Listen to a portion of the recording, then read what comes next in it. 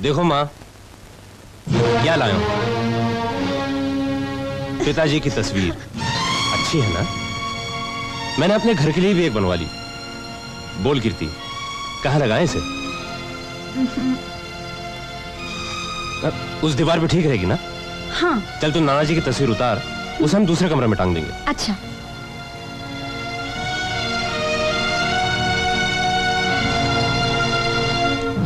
नहीं कीर्ति,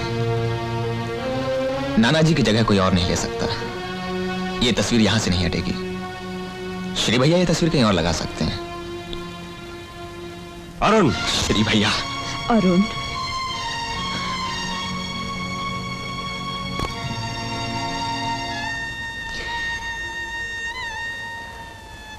श्री, अरुण ठीक ही तो कह रहा है।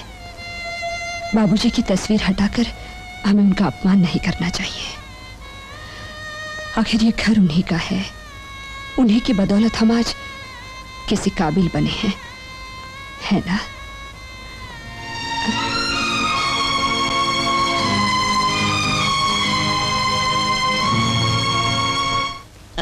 अरे ललन बाबू, आइए आइए। थोड़े से सेब और मौसमी आपके लिए। अपने ही बगीचे के हैं। आप तो जानते हैं कामना को, कामना ही देखभाल करती है। आपने बेकार तकलीफ। तकलीफ? नहीं नहीं नहीं, कामना को तो बहुत मजा आता है। अच्छा दाना है। ललन बाबू बैठिए। बैठिए ना। कामना आपको बहुत याद करती है, बहुत याद करती है, बहुत बहुत। अभी तो तरबूज भी लाऊंगा, अमरूद भी लाऊंगा। कामना को बड़ा शौक है। पेट ठीक है? थोड़ा बड़ा है, पर थोड़ा घूमने से ठीक हो जाएगा। कामना का फिगर बहुत अच्छा है। रात को नींद अच्छी आती है? सारा दिन सोती है, फिर रात को भी सोती है। सोने का बड़ा शौक है कामना को। मैं आपके बारे में पूछ रहा हूँ ललन बाबू, आपको नींद ठीक आती है? मुझे नहीं आती। कैसे आ सकती है? घर में कामना है, जवान लड़की, उसकी शादी। कोई लड़का ढूंढा? ढूंढा है ना, 2 लड़के ढूंढे हैं। एक बड़ा भाई, एक छोटा भाई। छोटे भाई की शादी हो नहीं सकती, कॉलेज जाता है, इसलिए बड़े भाई से करूंगा। और इसीलिए तो आपके पास आया हूँ। Oh my God. कामना बड़ी प्यारी लड़की है। माफ कीजिएगा ललन बाबू। नेक्स्ट।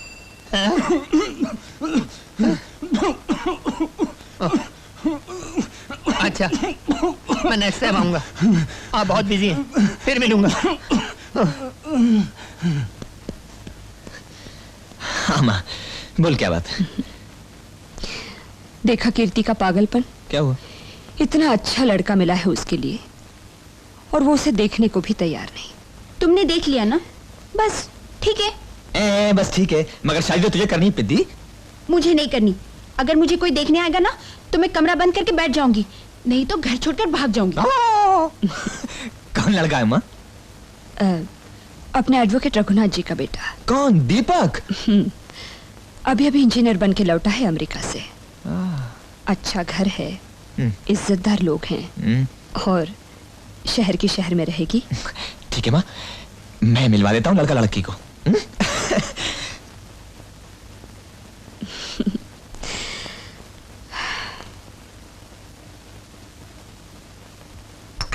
इतनी तलब हुआ करे तो अपने हाथ से बना लिया करो, समझे अरुण बाबू? आए बड़े लाड साहब।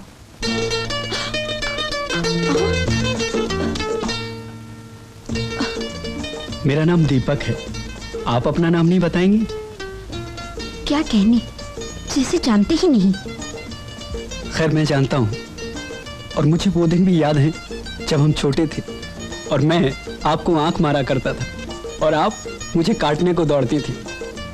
शायद आपको याद हो। लगता है अब तक आदत नहीं की जनाब की। फिर मैं यहाँ रहा नहीं, अमेरिका चला गया। वहां से इंजीनियरिंग की डिग्री लेकर लौटा हूँ। मुबारकबाद नहीं देंगी? क्या जोर लगाए जा रहे हैं ताकि मैं कुछ बोलूं? मैं जोर लगाए जा रहा हूँ कि आप कुछ बोलें, पर लगता है आपकी आवाज सुना मेरी किस्मत में नहीं। आपकी आवाज अच्छी है। अरे अरे भाग कहाँ रही हो? देखो ना। चाय पिलाई? देखिए, ये मेरी छोटी बहन है, हाँ? आधी पागल है। आप इससे शादी करेंगे? जी हाँ। माँ। चाय। चाय दो ना। दो बेटी।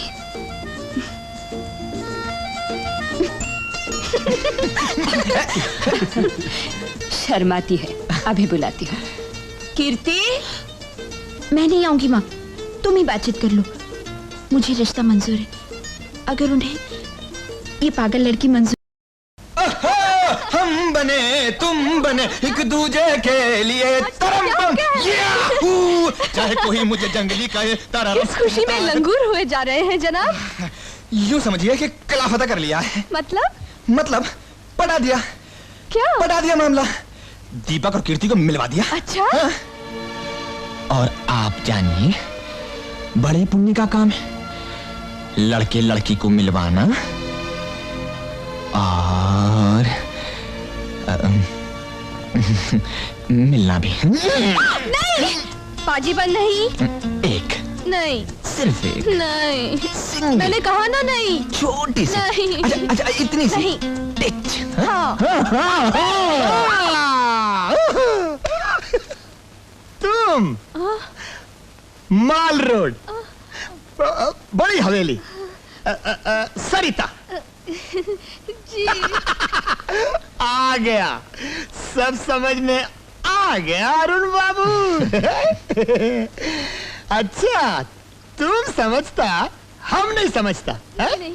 जाता है। Bye bye, bye bye. Lallan बाबू, अगर तुमने अपनी जबान खोली तो मैं इस चाकू से बोलती बंद कर दूंगा। नहीं नहीं नहीं अरुण बाबू, ये चाकू छुरी मजाक ठीक नहीं। नहीं है ना? हाँ? नहीं। अगर तुमने किससे ये कहा कि मैं और सरिता। कौन सरिता? किसी सरिता को नहीं जानता। नहीं जानता ना? तुमको भी नहीं जानता। मैं किसी सरिता को नहीं जानता ना? मैं बिल्कुल नहीं जानता। घूम इधर, और 1 और 2 की गिनती में नाक जिंदा लगाएगा।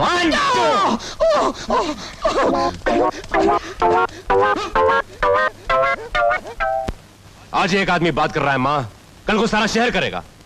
बरसों की कमाई हुई हमारी इज्जत मिट्टी में मिल जाएगी। फिर तो वो इज्जत ना हुई श्री भैया, पानी का बुलबुला हुई जो जरा से में मिट जाएगी। अरे अरुण, तू आ गया? चल हाथ मुंह धो ले, मैं खाना लगाती हूँ। चल।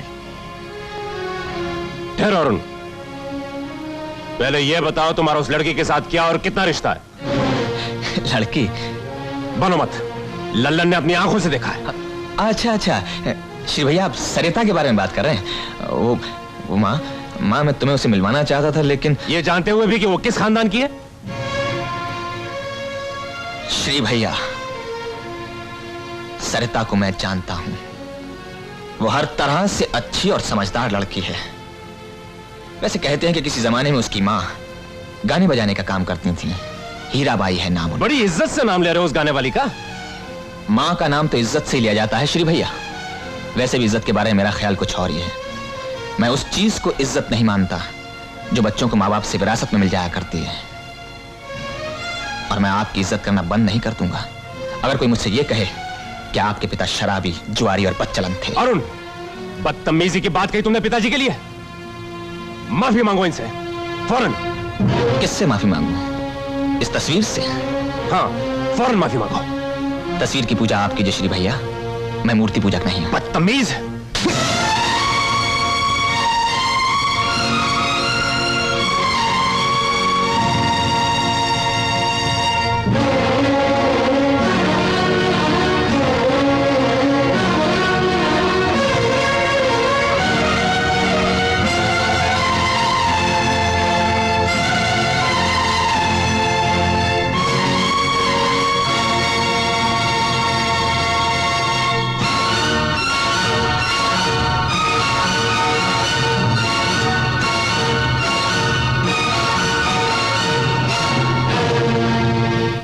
कोई गीता देवी आपसे मिलने आई हैं। हाँ हाँ, बुलाइए। जी, तशरीफ लाइए।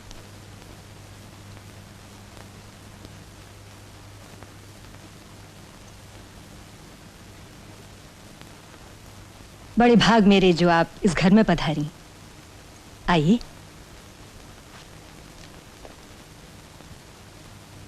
जैसा आपके बारे में सुना था वैसा ही आपको पाया। बड़ी खुशी हुई आपसे मिलकर। बाजी लगी रहने दो अनवर मियाँ, और फिलहाल जाकर देखो सरिता क्या कर रही है। जी अच्छा। अरे आप खड़ी क्यों हैं, बैठिए ना। कहिए, क्या सेवा कर सकती हूँ आपकी? मैं आपसे कुछ कहने आई हूं। दिल में जो भी हो बेहिचक कह सकती हैं। मैं जो भी कहूंगी साफ ही कहूंगी। मैं ये जानना चाहती हूं कि आपका ये खेल क्या है। आपने मेरे बेटे के लिए जाल बिछाया और उस नादान ने बिना सोचे समझे उसमें पांव डाल दिया। उस बेवकूफ को इस बात का एहसास तक नहीं है कि उसका एक गलत कदम न सिर्फ उसकी जिंदगी तबाह कर सकता है, बल्कि उसकी बहन जिसका रिश्ता एक अच्छे इज्जतदार घर में हो रहा है वो भी टूट सकता है। माना कि मर्दों को रिझाकर बस में करना आपका पेशा है, यही आपने किया, यही आपकी बेटी करेगी। मगर मैं पूछती हूँ, एक मेरा ही घर मिला था आपको बर्बाद करने के लिए। आप पान खाएंगी? मम्मी, तुम भी क्या? माँ पान नहीं खाती। और तुम भी जरा ठहरो, पहले आरती आंच कर ये प्रसाद ले लो।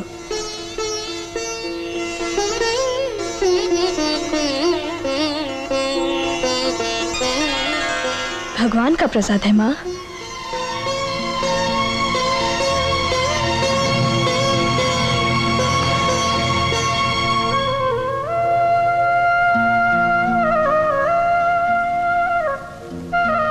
इनके लिए कॉफी नहीं भिजवाओगी सरिता? माँ कॉफी नहीं पीती, मैं इनके लिए जूस लाती हूँ।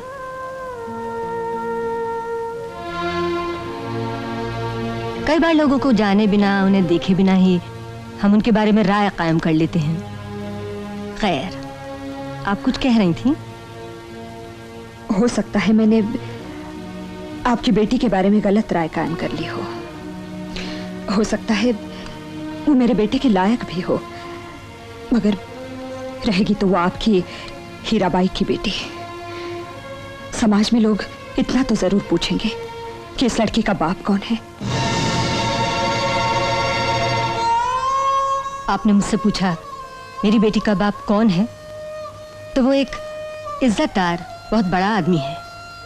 मैं चाहूं तो उसे कबूल भी करवा सकती हूँ, उसे मजबूर कर सकती हूँ कि अपनी बेटी का कन्यादान खुद करे, पर मैं ऐसा करूंगी नहीं, क्योंकि वो बेचारा भी आपकी तरह समाज से डरता है। दूसरी बात ये कि मेरे पेशे की जरूरत है कि मैं लोगों के बारे में ज्यादा से ज्यादा जानकारी रखूं। इस हिसाब से मैं आपके बारे में भी बहुत कुछ जानती हूँ। ये इत्तेफाक की बात है कि जिंदगी के खतरनाक मोड़ पर आपको एक आचार्य मिल गया, मुझे नहीं मिला, वरना शायद आज मैं गीता देवी होती और आप मेरी बेटी से कोई बात छुपी नहीं है। वो अच्छी तरह जानती है कि उसकी माँ क्या थी और क्या है, और इस वजह से वो मुझसे नफरत नहीं करती बल्कि मेरी इज्जत करती है। ठीक उसी तरह जिस तरह आपके बच्चे आपकी इज्जत करते हैं, और चूंकि सरिता आपकी भी बहुत इज्जत करती है, बेहतर यही होगा कि उसके लौटने से पहले आप यहाँ से चली जाएं। मैं सरिता को समझाने की कोशिश करूंगी कि आइंदा वो आपके बेटे से ना मिले। माफी चाहूंगी अगर कोई बात आपका दिल दुखाने वाली कह दी हो तो।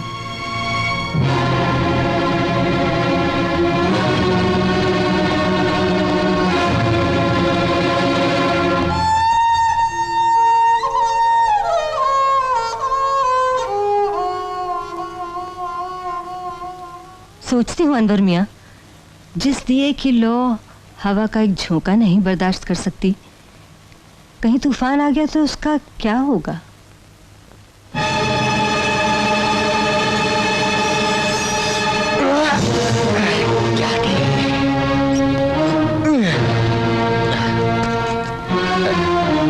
तेरी तो क्या गई?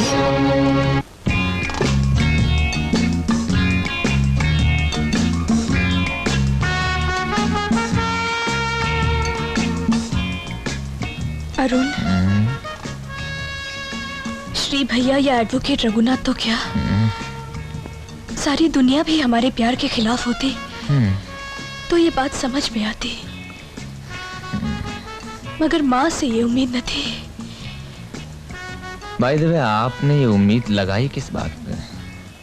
नहीं, जरा सोचने की बात है। कहाँ गीता देवी का लघु सपुत्र अरुण और कहाँ हीराबाई की। क्या तुम्हें पहले नहीं मालूम था कि मैं हीराबाई की बेटी हूँ? अरे मारेगा।